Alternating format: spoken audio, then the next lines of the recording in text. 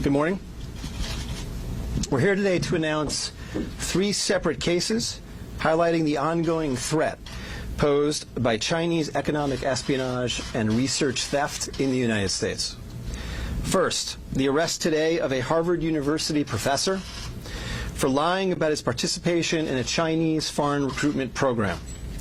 Second, this morning we have unsealed a separate indictment of a Chinese national working as a scientific researcher at Boston University who failed to mention on her visa application that she is also a lieutenant with the People's Liberation Army.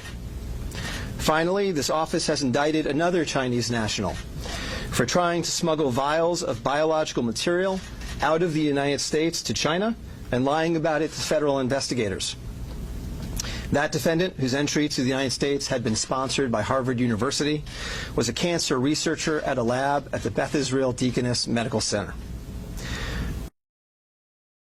So, this morning, the FBI arrested Dr. Charles Lieber, the chair of the Department of Chemistry and Chemical Biology at Harvard University, for making false statements regarding his involvement in China's Thousand Talents Plan and his affiliation with the Wuhan University of Technology. The complaint alleges that Dr. Lieber signed a contract with the Chinese university in Wuhan and was paid up to $50,000 per month, plus up to $158,000 in living expenses, and awarded more than $1.5 million to set up a research lab at the Chinese school and work there on researching nanotechnology. Lieber also joined China's Thousand Talents Plan, according to the complaint, a Chinese government-run program designed to entice scientists and researchers in the United States to share their research expertise with China. At the same time, Dr. Lieber was receiving U.S. grant funds from the Department of Defense and the National Institutes of Health. National Institutes of Health spends up to $39 million a year funding medical research in the United States. Those programs required Dr. Lieber to disclose if he was working with, including receiving funding from, any foreign power. When questioned, Lieber hid his involvement with the Chinese entities, including specifically disavowing any connection to China's Thousand Talents Plan. Meanwhile, based on the complaint, it appears that China paid Lieber hundreds of thousands of dollars over the years for his involvement with the Chinese entities and for his work on research for Chinese gain. Also today, a federal grand jury indicted Yanqing Ye, a Chinese national, with lying on her J-1 visa application, making false statements to Customs and Border Protection, conspiracy, and being an unregistered agent of the People's Republic of China. According to court documents, Ye is a lieutenant in the People's Liberation Army, but she concealed her military connections while employed as a researcher at Boston University's Department of Physics, Chemistry, and Biomedical Engineering Center for Polymer Studies. The indictment alleges that a colonel in the People's Liberation Army and other military officers from the Chinese National University of Defense Technology gave Ye numerous assignments while she was in the United States, such as conducting research, assessing U.S. military websites, and sending documents and information back to China. In April 2019, Ye was questioned by customs officers at Logan Airport on her way to China. According to the indictment, she lied about her involvement with Chinese military projects.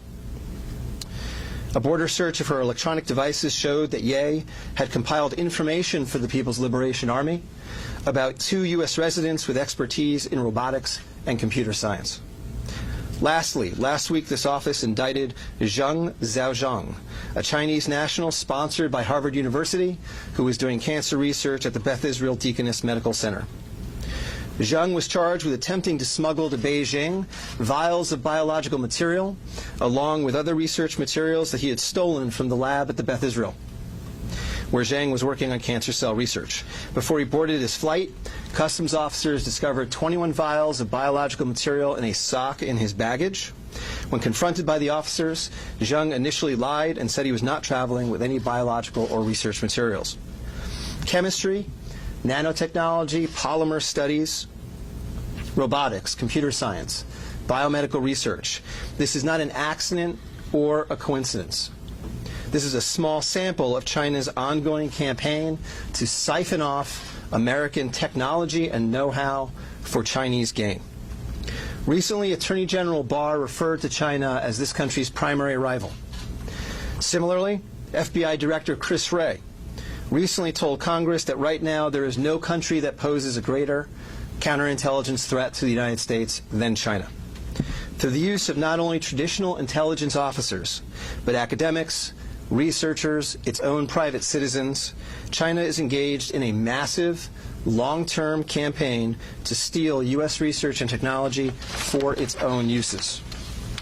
As demonstrated by these cases, on the academic side, the Chinese government uses partnerships and exchanges with U.S. schools and research institutions to access cutting-edge research and equipment.